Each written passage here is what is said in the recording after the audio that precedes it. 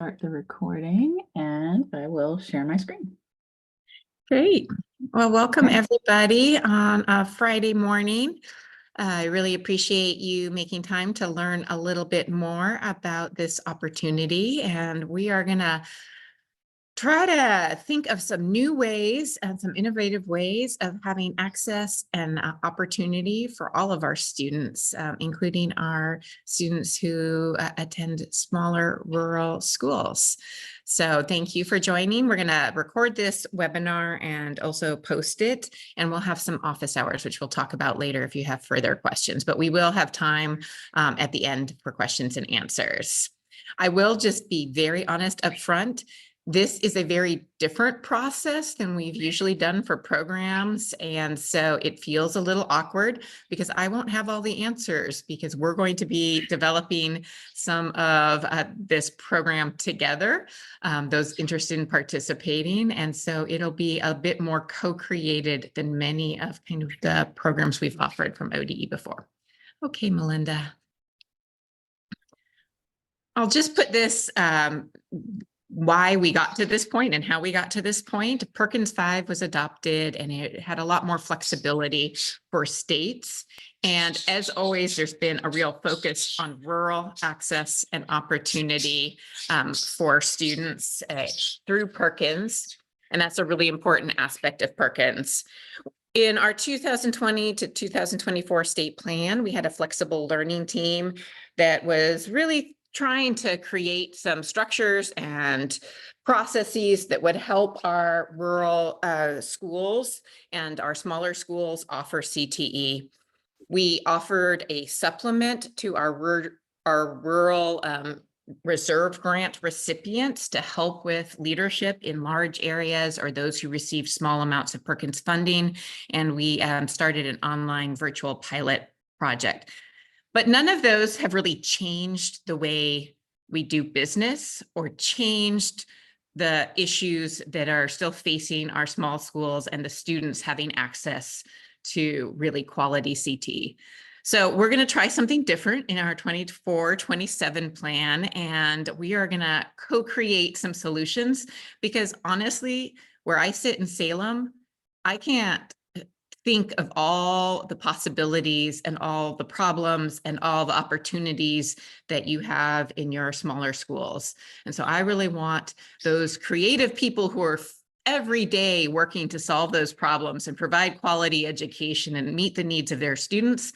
I want you to have the freedom to do that in partnership with the state, rather than the state trying to find a solution for you. So we're going to try something a little bit different. And why this is really important, and I'm going to talk a little bit about the flaw of averages, and that our systems really are designed for larger schools or average schools. And so when the U.S.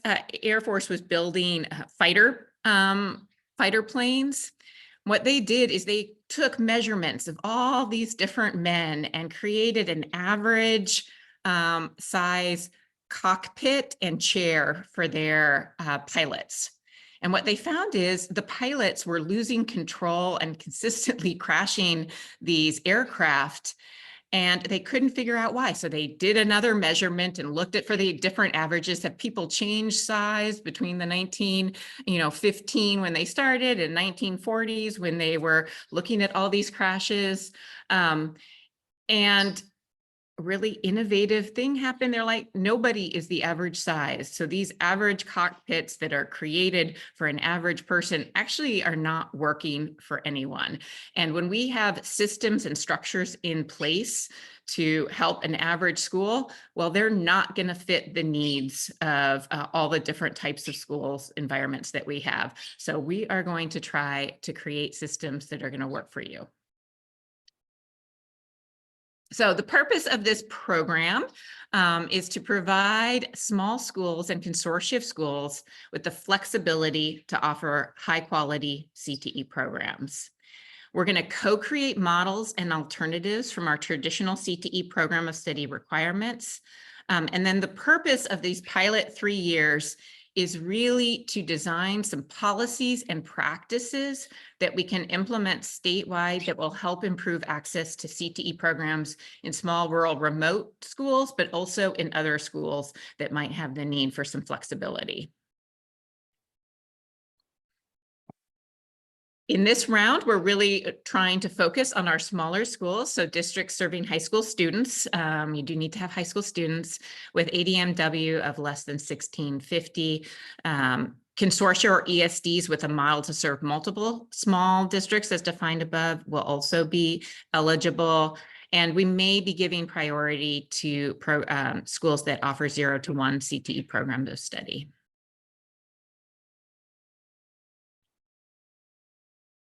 So when we're thinking about this pilot program, what we don't want to create is opportunities for students that are less than. So we don't want our rural students to have a less than experience than students in a larger school. We still want the flexibility, but we still want the core, the important parts of CTE to exist. So the knowledge and skill statements are really those skills that a student needs to be able to enter our workforce, those academic, technical, leadership, employability skills. Those are not going to be off the table. We still want the students to have access to learning all of those skills. It's still really important that our students interact and build connections with our business and industry experts.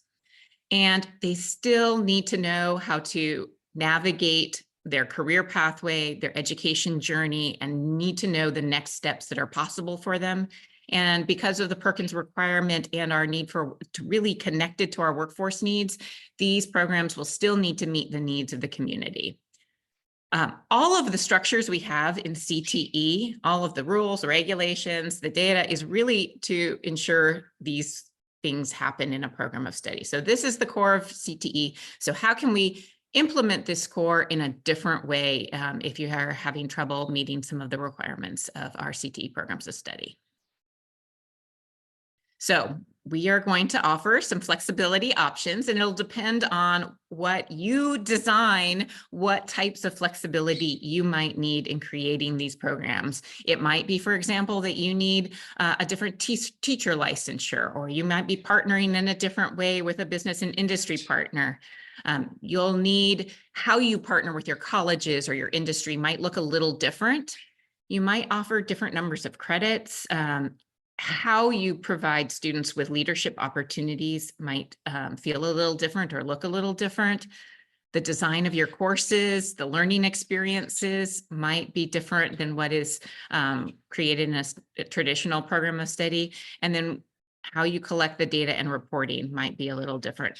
Particularly during these pilot years, we will be collecting the data and the outcomes separately from our data system so that we can track what's happening in these programs. What won't be flexible is it's still going to have to be based on your community need. We're still going to have to provide those students with those academic, technical, employability skills from the Oregon skill sets. There still will be a need for an interaction with business and industry partners, and the students will still need to receive that guidance and support on navigating the next steps after they've taken these learning opportunities in CTE.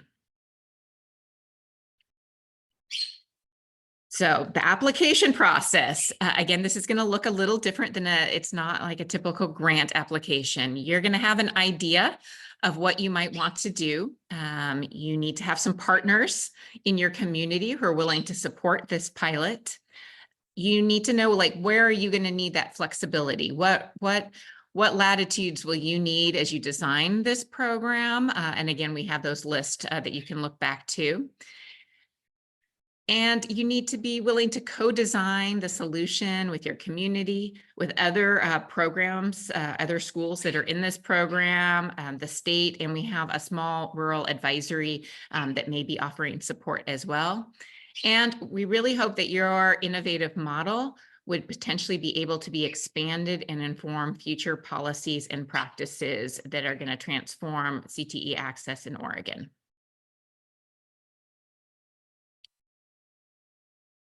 The process will feel a little different. We have here a link to, I think there are about 6 questions that we are going to ask. This is a worksheet. There'll be a worksheet, and we can put the link both to the one pager, maybe Dan, the one pager, and this presentation in the chat for people. There will be a link to a worksheet that you can use to help you answer some of the questions. We are going to have group feedback sessions. So we're going to have this opportunity where you can come present your initial idea with others who are thinking about doing this project, and with the state people there and some advisors there.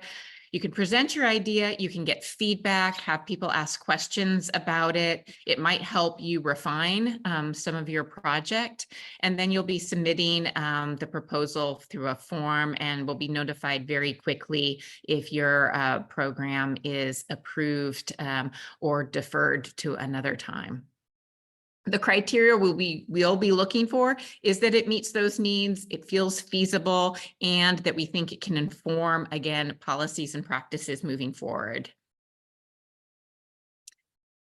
We're both going to make some commitments. So ODE is going to make some commitments to people in this project, and the leads of these pilot innovation projects are going to make some commitments to the state.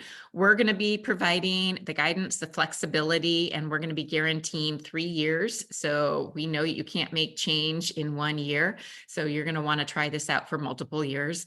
If we both agree that it's not working, we can both say, hey, this didn't work. We learned something from that, and we can step away from the project. We're going to convene the group of people in this program quarterly to share learning struggles, discuss and support one another, and refine the programs. And then we commit to using what we learn from this pilot to inform our policies and practices. On this other side, for schools participating, you're going to agree to engage in quarterly meetings and share your successes and challenges, and be real honest about where there are things that aren't working, and help. We'll have brainstorming sessions about how we can refine that. Document and record the outcomes of the pilot project, and work with other recipients and state staff to figure out how we can recommend policy and practice moving forward. So what are the next steps? You've been here, you've listened to this. It looks like we have some regional people who are going to be taking this back to their schools as well. I don't have a time frame for this, so I don't have a clear, I want to do it within this 4 years, but I really want to hear from you. So we'll open it up after we finish these, and we can open it up to your ideas about when is best to apply. Do you want to know right away and get this project off before the fall? Do you want time over the summer and fall to think about the project, and then we'll have it start in the fall with hopefully some opportunities starting in the spring for students? What other questions or thoughts do you have about this process, and what support might you need in generating ideas? So I think at the end of this, I think the next is question and answer time. Is that right, Melinda? Oh, here's further next steps. Sorry. Thank you.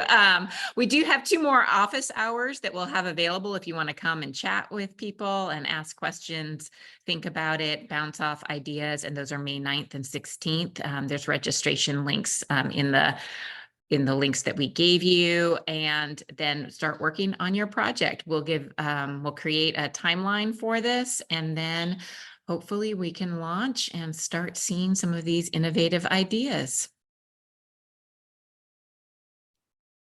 Share the word. This is Melinda's chose this great picture. Share this with others who might be interested. I've met so many people at conferences that have great ideas. I know there are wonderful ideas out there about how to do CTE differently to meet the needs of students. So share this opportunity with others and spread the word. We're looking for around anywhere between 5 to 15 projects. I don't think we can handle more than 15 in tracking and supporting. And I would like at least 5 projects to move forward. After this question and answer, I'm going to have Melinda stop sharing the screen. There are some additional resources beyond this within this presentation around programs to study and other resources that might be helpful in thinking about your project. And I think we can go ahead and stop sharing screen, Melinda, and see if anyone has any comments, questions, wonderings, or ideas around the timeline that would work for schools. And we have a few schools and regions represented here.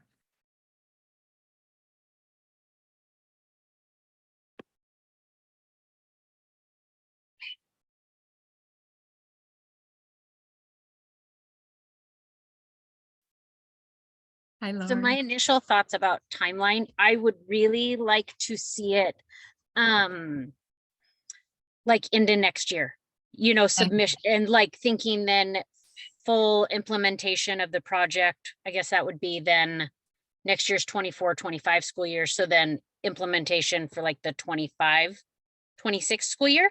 Okay.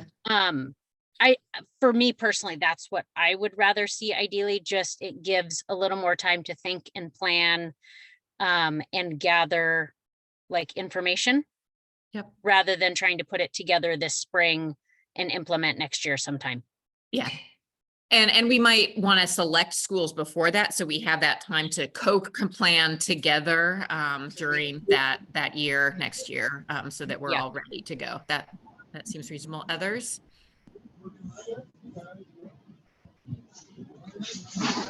Hi, Keith. Did you have a?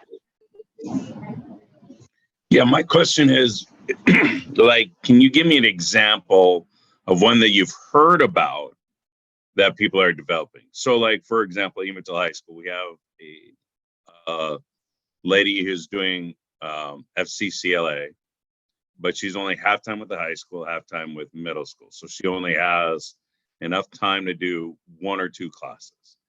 And she's stressed out about trying to figure out how to put a third class in the middle of one of the other classes. Would that be one of those where we could take that hospitality and tourism, add it to my business to create a pathway that is that marketing type of, structure with having accounting and marketing and all of that all combined into one kind of fused pathway? Yeah, I mean, I think that would be an interesting idea to bring forward. It sounds like, so they would still be doing like the skill sets of both, and you'd have a teacher from both areas offering, just splitting off those. That would be something to explore. I know some of the things in other states I've seen. Alaska has, they do a lot of mobile CTE, so they actually fly in teachers and equipment into the remote schools, and they offer CTE in more concentrated chunks during like summer. So they'll have like a 3-week chunk here, and then they'll come in and do a few days throughout the year. So rather than it being a course that's a semester long course or a quarter course, they structure it a little bit differently to get those programs off the ground. I'm really not going to limit the ideas of what you have. So if people have ideas, I'm open. I think we're open to hearing what those are, as long as they meet those kind of requirements that we've laid out for really making sure that it's a quality experience for the students and they're getting what they need.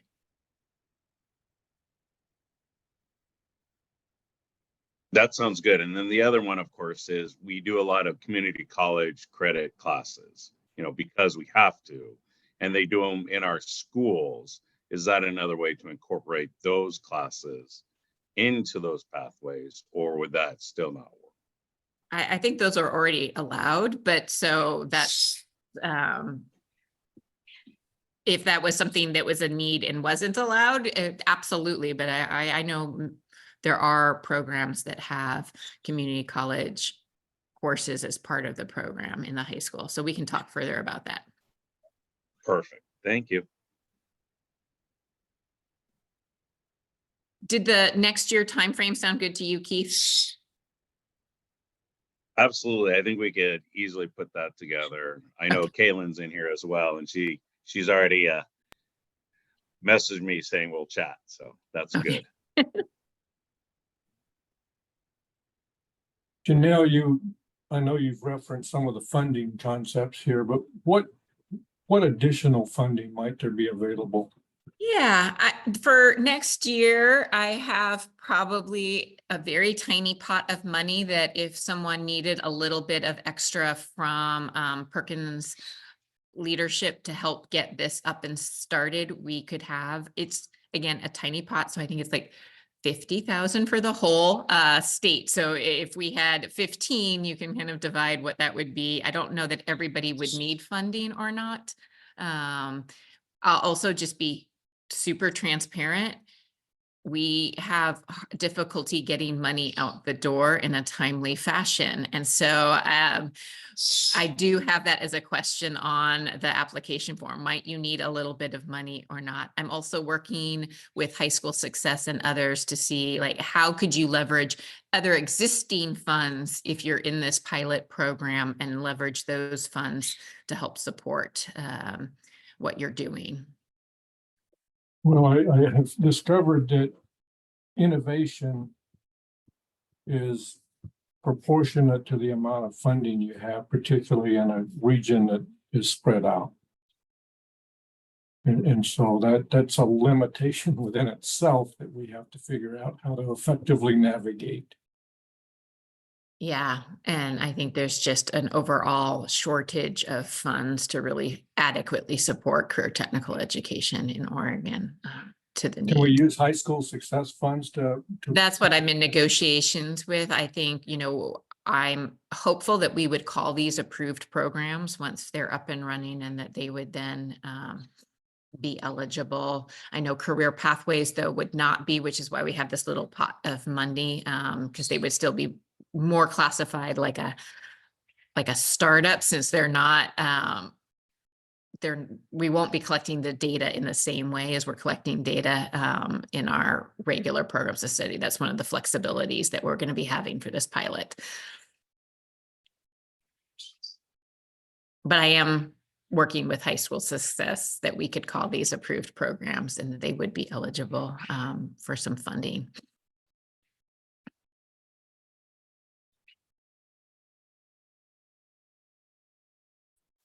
Janelle, I have a comment on the timing. Okay. So I'm in several unique but also similar conversations throughout my region, and these little projects that they want to get going are very related, and I feel like possibly could fit with this pilot project. But because of that, trying to get these 3 different groups organized and maybe at the same table to talk, I like Laura's comment about maybe next year being a planning year with implementation starting in the 25-26. Yeah. So I like that timing because that gives my region a chance to come together and maybe settle on some common goals. Yeah. It also works with the application for the integrated guidance because those applications and plans will be going in the spring. I think people would want to know before the spring if they were chosen so that they could write that into their plans for both Perkins and, for the integrated guidance. So I think we could look at a maybe kind of a fall like planning notified that you're like going to be part of this so that then the applications can include those projects in them. I think that makes a lot of sense to do. And then we don't have to rush and people can think and breathe a little because I know there's not always a lot of space to breathe and think in our busy jobs. And what this is attempting to do is make systems change, right? So yeah. The hope is the systems change won't cost a lot, or at least in other work that I've done around systems change, they're small shifts that make a big impact that are utilizing maybe some resources that are already present. And you said 15,000 for the whole state. 50. 50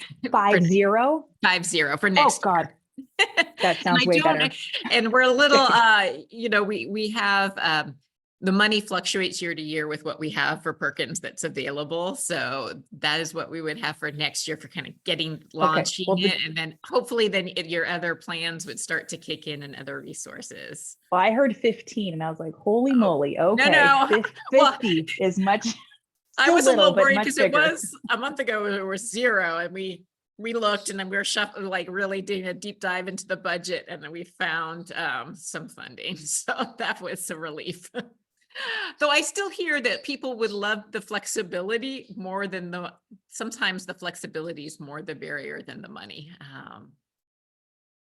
So speaking of flexibility, what I gather is that there might be a possibility of moving away a little bit from the POS program of study piece because you alluded to it as a quality CTE program, which doesn't necessarily always require a program of study for small schools.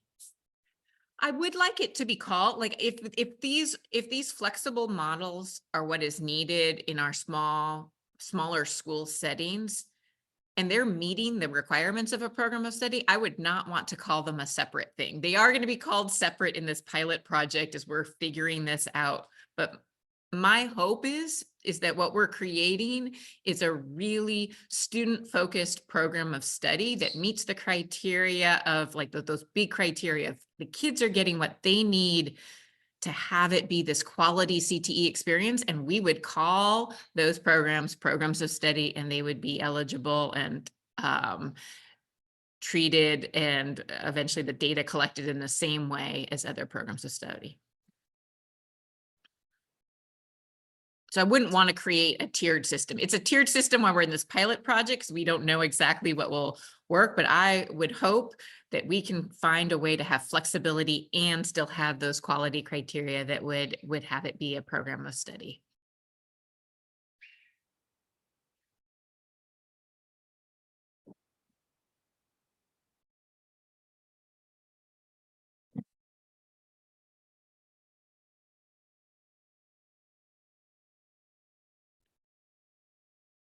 Any other questions, wondering, suggestions, or needs to help you think about this, communicate it?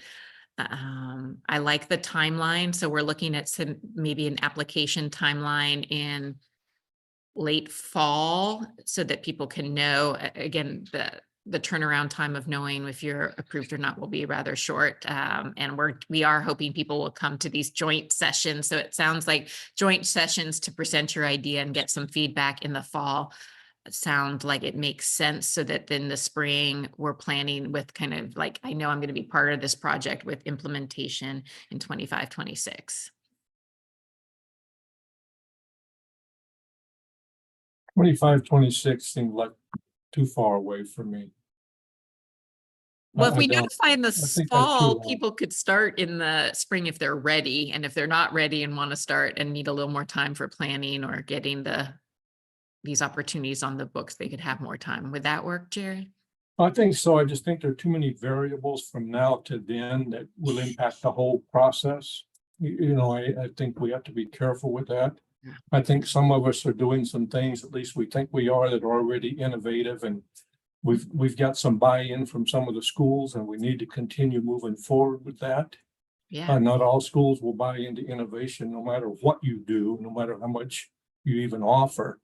I see that, hear that often. And so I think that we need to move forward now and quit putting things off, because I don't think innovation can wait, because we're losing customers. And so we need to do something about that. And so to me, I'd just soon move forward with it and do something. Yeah. Well, if we have that application in the and notification in the fall, I don't see there's any reason, if people are ready to implement that, that they wouldn't be able to start there and their pilot project. I had thought about having a rolling, like some people like do it right now if they're ready and start those, maybe like take half the slots, but I think it might be easier to have everybody together. So if we do it all in the fall.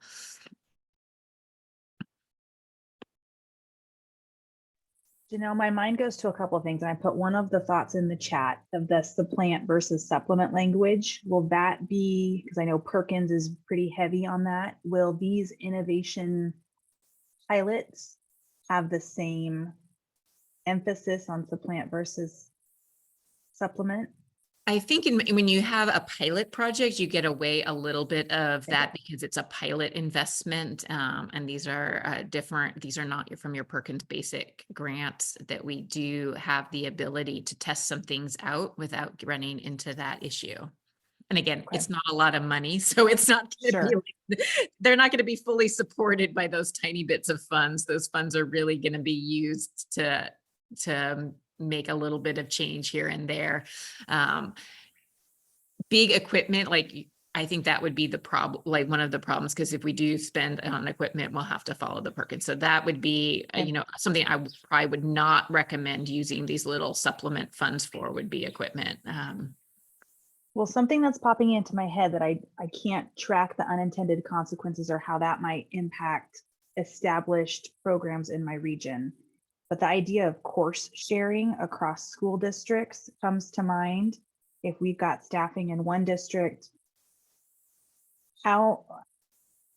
what might, and maybe this is a conversation off this call, but what could that do to the data that's already established for these programs of study?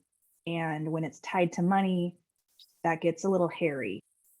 And that's why we'll be tracking the data separately for these Okay. projects. Those are exactly, there are so many times where we're like, well, this would be a great idea. And then we go back and are like, well, we can't collect the data on that in a right way to like parse it out, or what are the agreements? And we're doing that with the online pilot. We have some great information about how to do a really good agreement. How are you ensuring students' civil rights and who's responsible? Like, we're piloting that through that online virtual pilot. But I think, again, the purpose of this is to figure out, like, well, what systems do we need to change in our data collection that we can have those types of projects go forward, be successful, and not become an issue about like who gets the money, how does the money flow? Like, we have some models of how that might work by looking at these examples.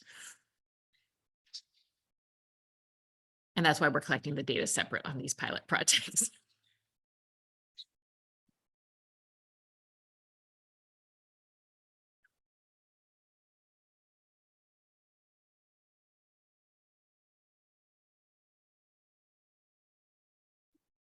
Janelle, is this, you've spoken to small, rural, sometimes remote, but the other innovation, at some point, we gotta talk about the online programs. And what does that look like? What does that do in a region? How are you innovative and flexible? Maybe that's the better use of the term. How are we flexible with those programs in our region, developing their own CTE pathways? Yeah, I think we have some good models of that, and Dan and the team have been working on that online virtual charter pilot program where a virtual school and a brick and mortar school are partnering together to offer CTE. So we're going to have some examples from that as well. Currently, an online school can offer CTE. We have the same requirements as we do for a regular in brick and mortar CTE program. And we have multiple online schools that offer CTE programs.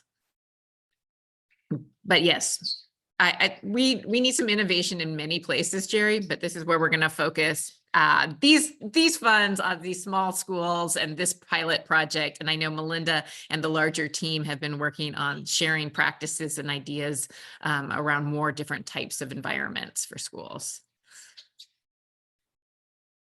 I've heard a few different ideas put forward on course sharing and on online and on teacher lack of availability. And it seems like those three together might be an area of opportunity if they were combined. But the questions that I've got, I haven't quite put them all together in a plan, but I'm just thinking about the things that have come forward and how this might be an avenue for them to pursue them. I also hear from some small schools and their families and students, they don't want to do online. They want an in-person experience. They want that same opportunity to have like that in-person learning as someone in a larger school. So I think if an online I would hope that these are not all online innovative models. Like that would not, I'm really hoping that we have some in-person ways of being student-centric that don't involve a student having to sit in front of a computer to do it. So I'm not saying we wouldn't take an online model, but I also really want to see how are those kids getting those experiences, partnering. And I think there are lots of ways students can learn those skill sets, have those interactions, and not have it be such a large clunky structure of having a full teacher and 3 credits in these traditional classes. So that's what I'm hoping we see for some of these is how are those students getting that experience and what does that look like? And does it have to be 3 classes with a full teacher and a full lab, or could it look more like out in the community where they're getting those experiences? Could they have more of a facilitator teacher who's helping see that they've gotten those skill sets? The business and industry partners helping to check those. Is the college more involved? So I think there are lots of ways learning doesn't happen only in a classroom or only with a licensed teacher. Learning happens in lots of places, and we need to find ways to count that learning and honor that learning and grow that learning in coherent ways. So that is what I'm hoping for. The specific question I got was about offering one of the courses as a sort of shared teacher where the teacher went between the schools, but let's say there were 3 schools, the teacher was doing one of the courses out of the program where she would teach it in one school in person and 2 other schools were watching online, and then she rotated, but it wasn't the whole program. So it was kind of an interesting idea and it was a very quick conversation. So And I think we've seen that already. I think that actually fits within our current structures and models. But if people are having trouble fitting that within their current structures and models, I'm welcome to talk to them and think about if that needs innovation. But I honestly think that already currently works. can happen. I've seen models of that.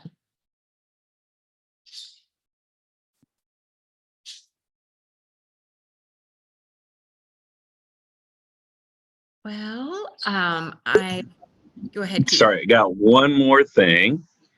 Let's say I have to now discuss this with a whole new administration who is completely new, completely, all the way through. What is the words? What is the main goal of this? Like, what am I trying to tell them is the reason why we're looking at these kind of things and why we as Umatilla would be a great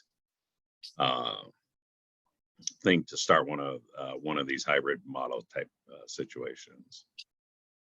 Yeah, I mean, I think the real goal is offering quality CTE learning for our students without potentially all that infrastructure that comes with a full CTE program of studies. If you can't afford that full infrastructure of a lab and the 3 courses and the full CTE teacher, how can you still offer those CTE learning experiences? And if you want to try something new in offering that more student-centered CTE experience, I think that would be a reason to go for this, because it costs a ton of money to build a CTE program of study and that full infrastructure. And in a small school, there's no way you can have, I mean, it's very difficult to have multiple options for students with that full infrastructure. It's just really expensive. So what are some other ways that we can do this that still get those students that quality experience? And if you need anything, Keith, I'd be happy to help talk about it. Let me know if you need any one pager or something beyond the description I have in the chat. Yeah, sounds like Caitlin's also ready and willing to help you, Keith. Janelle, I think there was a question in the chat that maybe didn't get answered about whether it's only available to startup POS or is for current existing programs of study.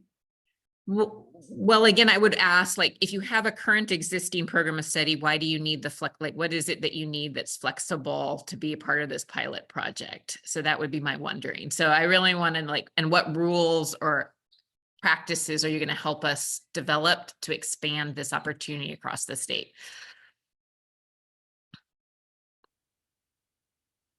Does that get at your question, Liz? Oh, I think I was asking kind of like with the hat of like a newer startup. Maybe they're not quite a full program of study yet and they need to expand or something, was my thinking.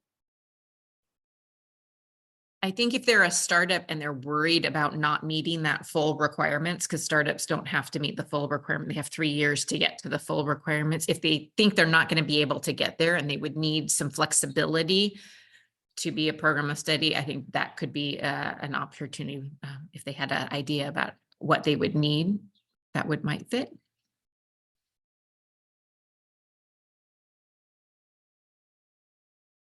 Well, I really appreciate your willingness to come here on a Friday morning and hear about this idea. I'm really looking forward to all the creative minds across the state, so spread the word. I have talked to people who have really good ideas about how they would like to do CTE, and I would love to see some of those implemented. And I would love to see our students get this quality experience no matter where they live. And I really hope our systems can change and become flexible enough to encourage that statewide, and yet still create the quality is still the same. No matter where you are, people are, your students are getting this quality experience. They're really learning what they need to learn.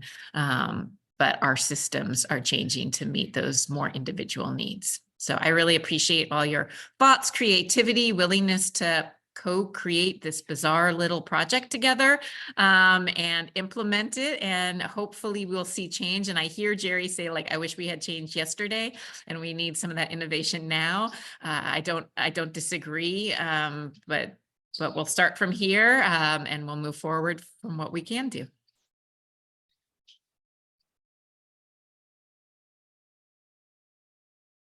We're going to have a couple office hours in May. So if you have friends who watch this and have some questions and want to come talk about it, if you thought of an idea and you want to bounce it off, please come back and feel free to come and chat with us some more, send some of your friends, share the video with others or the resources.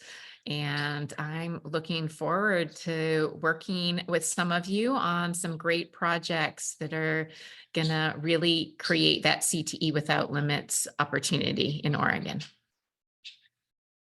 And I hope you all have a wonderful weekend. Thank you so much.